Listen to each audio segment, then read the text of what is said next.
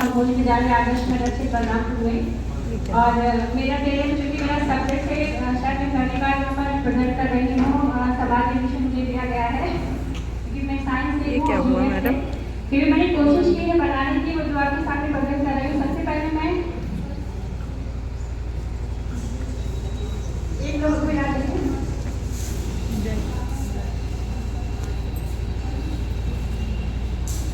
ये मैंने जैसे बच्चे वायुमंडल के बारे में जानते हैं, मैं उन्हें वायुमंडल की परतों के बारे में जानना बिल्कुल क्या कहना चाहती हूँ। ये है वायुमंडल की परतें, ये है वायुमंडल की परतें। जैसा कि इनके तापमान के आधार पर इनको कैटेगराइज किया गया है। सबसे पहले इनको जो है क्षोभ मंडल होती है जो पृथ्वी से बहुत नजदीक होती है। इसकी जो ऊंचाई होती है वो 0 से 12 किलोमीटर होती है।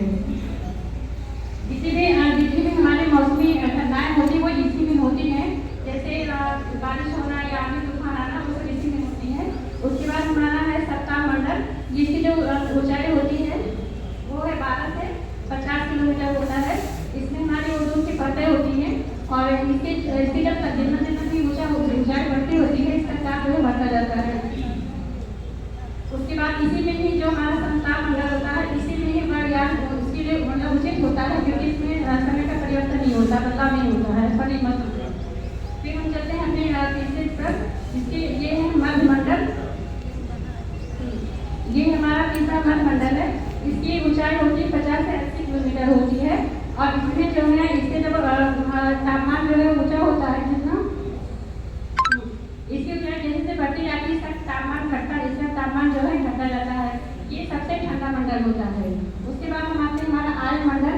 इस मंडल को हम ताप मंडल भी कहते हैं और इसकी ऊंचाई होती है हमारे 80 से 700 मीटर होती है। ये सबसे गर्म ताप मंडल होता है हमारा।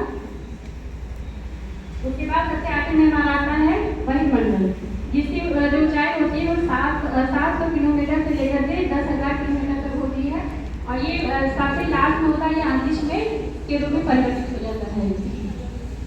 तो ये हमारा वायुमंडल की परतें कुछ यदि हम जैसे कि जो ग्राफ होता है के रूप में बताया गया है, तो ये ग्राफ के रूप में हम लेकर के आए हैं सेल वर्क नहीं है, लेकिन इसके ग्राफ के रूप में दिखाया गया है। क्योंकि बच्चे को जब सिंपली आप दिखाइए बताइए तो उसकी समझ नहीं पाते हो, लेकिन हम उसको जब इसमें ढा देते हैं जैसे कि पंजा मैंने बनाया है और बीच में उसके साथ एक कार्ड बना दिया है। तो जैसे जैसे हम अपनी वीडियो में कैसे सेव कर सकते हैं, तो उसके बाद बताइए कि अगर हम प्लांट को सेव करेंगे, अपनी लाइफ को सेव करेंगे और जो है पॉल्यूशन को अपना स्टॉप रखेंगे और पेड़ नहीं काटेंगे, तो इन सबको अगर हम बचा के रखेंगे तो अपनी पृथ्वी को हम सुरक्षित कर सकते हैं। इसके नाम एक और हमारे क्राफ्ट के रूप में है।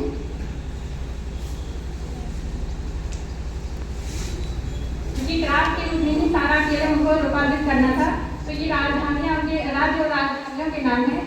जितने बच्चे उनको अत्यधिक चीजें मिलती हैं वो ज़्यादा समय हमको लेते हैं और ज़्यादा इसलिए उनको हम बता सकते हैं, वो सीख सकते हैं। तो ये हमारा खेल है। Thank you.